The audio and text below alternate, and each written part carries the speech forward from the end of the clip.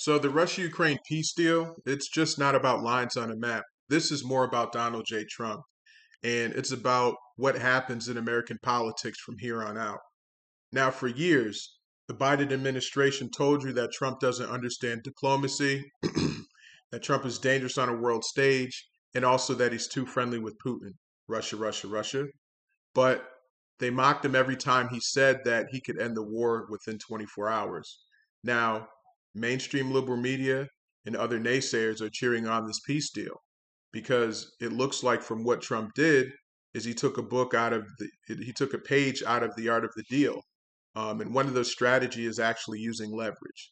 Now, the plan is to drag both sides to the table, take a deal that isn't perfect, but ends the bleeding.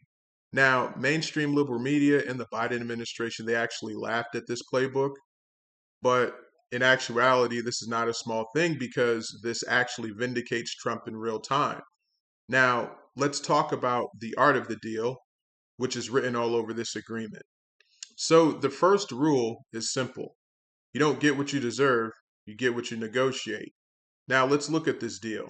Ukraine actually walks back some long term goals and hard lines, and now Russia will probably back off an open ended forever war.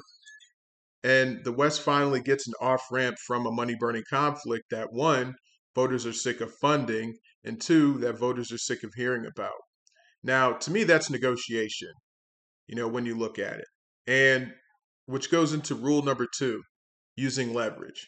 So, with sanctions, energy, weapons, and global embarrassment, this was all used to push both sides towards something. They hate, but they can live with one another. Okay. And this goes into rule number three is that setting deadlines. So, with that, you have time pressure, economic pressure, and political pressure. So you're going to have to force decisions on both parties. No more hiding in maybe someday or, we'll get to it or whatever. And this is exactly how Trump said he negotiates. In business, in politics, and in the art of the deal, the people who trashed that style just used it to clean up their own mess. So this peace deal actually hands Trump the easiest message of his political life. I could have ended this war faster, cheaper, and on better terms. Now, this year, he can look straight into the camera and say, under Biden, you got years of war, sky high energy prices, and billions of your dollars shipped overseas. And after all that, you got a compromise. Now this compromise looks a lot like what I wanted from the beginning. Now, Trump doesn't just run as an American first president anymore. Now he runs as the peace president. Now, Biden can talk about defending democracy, but Trump actually walks it. He also gets to talk about how many lives he's saved and also how much money he's saved. And on top of that, American strength is finally restored.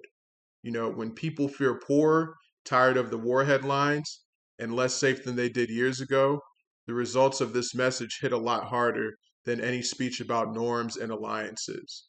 Now, let's go back a little bit and take a look at Joe Biden. He's going to own this war. He has to own this war, but he's not going to own this deal. Due to the Trump administration pulling together, keeping talks alive and being able for both parties to hopefully come to a deal. Now, the whole thing about it is that they could not get Ukraine to come to a deal because of Zelensky being such a hardhead. But now I think, with Zelensky, he sees the ending coming near and he's like, look, I have to do something. I might as well agree to this deal. A lot of my soldiers are dying, a lot of territory is being taken, and also a lot of innocent people are dying too. And in order for us to actually have a free world and a peaceful world, I think I need to come to the table. So it's more so Zelensky coming to his senses and actually understanding what Trump said. Because remember back when they first met, Trump told him, he's like, listen, you do not have all the cards. And Zelensky didn't. He didn't have all the cards. But he still wanted funding and he still wanted weapons to keep the war going. Because in his deranged mind, delusional mind, he thought that he could win the war when he was actually losing. And that's the whole thing that Trump wanted to do in the beginning. He wanted to prevent all this. He wanted both parties to come to the table and strike a deal.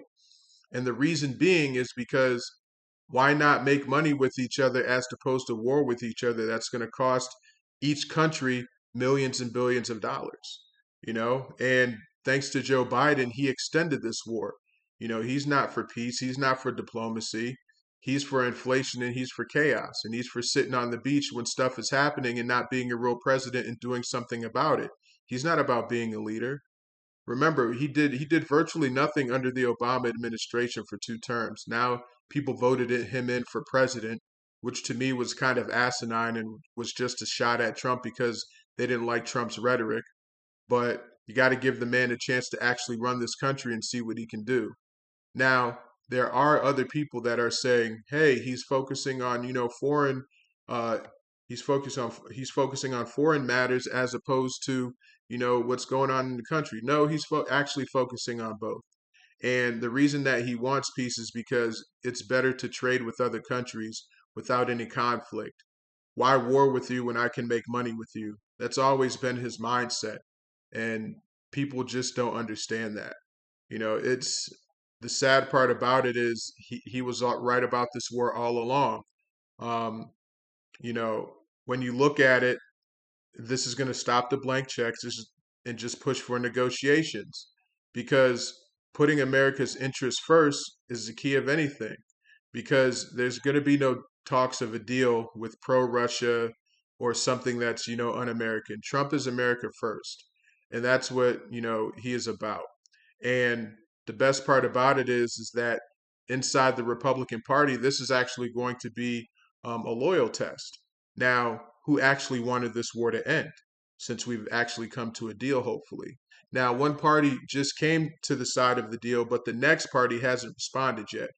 But I'm confident that they will respond, because to me, this was a senseless war in the beginning. I think things could have been negotiated, but, Biden decided to just give billions of dollars to other countries and started funding egregious things and having slush funds and so forth. And now Trump has to clean it up.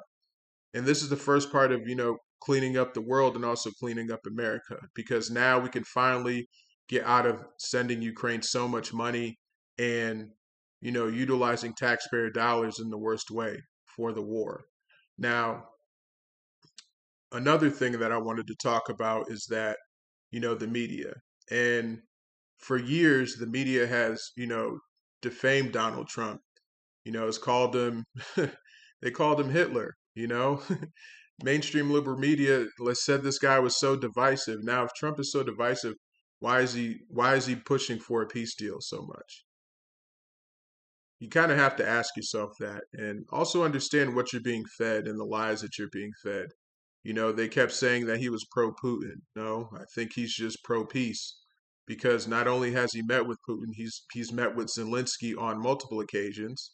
Um, and he's tried to iron out this deal. And thanks to the administration and the wherewithal of them, they finally have reached something to where Ukraine could finally come to the table after all this warring. Now, the bottom line is this: this peace deal, whether it's messy, ugly, or imperfect, it's still a deal.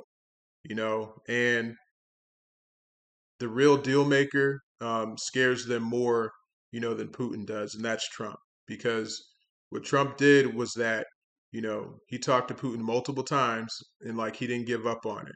Yeah, there were times that they didn't speak, you know, on they didn't speak very well, conversations didn't go good, but at the end of the day, something was done. Now, the best part about it is that Trump changed the political realm, through this deal, by making leverage and negotiations and a win-win or walk-away situation. Now, the people who laughed at him and said, "Oh, I could end this war in 24 hours," and they were mocking him. I mean, he didn't end it in 24 hours, but he did end it pretty quickly. I mean, ending the war in your first term, or not first term, but your first, first year in your second term as president, shows a lot. And you got to look at his administration. This is a big win for the administration if all goes through. At the end of the day, because, the foreign way may be cooling off and, cooler heads will be prevailing. the war of the White House is still going to be into play, because you have Democrats that are going to find some way, and I mean find some way to make this about, how this isn't Trump. It was just Ukraine and Russia. They're going to try everything in their power to not give him credit at all. And that's really the sad part because, they don't want to work with the president. They want to work against the president. What will they say now? If this actually, finalizes and go through. And, I guess they have to iron out some of the small details, but I have a feeling Russia will come to the table and they will accept and, you know, peace begin. The sad part is that all the negative media that comes out about the president, there are only a few good things that they are forced to mention, but now you have, CNN, MSDNC, CBS, and other media outlets actually asking the Democrats tough questions. Where after like 4.5, 5 years, they asked them peanut-sized questions like, "Oh, what's your favorite color? Or what do you like to do for a living?" All that type of crap. But when it comes to Trump, when it comes to Vance, when it comes to Marco Rubio, they asked him the tough questions, and those guys definitely answered it with no problem. And you know, the best thing about it is that what can you say? I'm speechless. I can't say anything. Not that I doubted them, but I'm actually happy because this is another win for President Trump. This is another win for the administration, despite what else is going on, despite the dropped cases by those woke judges, but they'll be recharged again. But you got to look at the Trump in the administration. They just keep winning. They keep winning court cases, and now they're winning the world. So let me know what you guys think.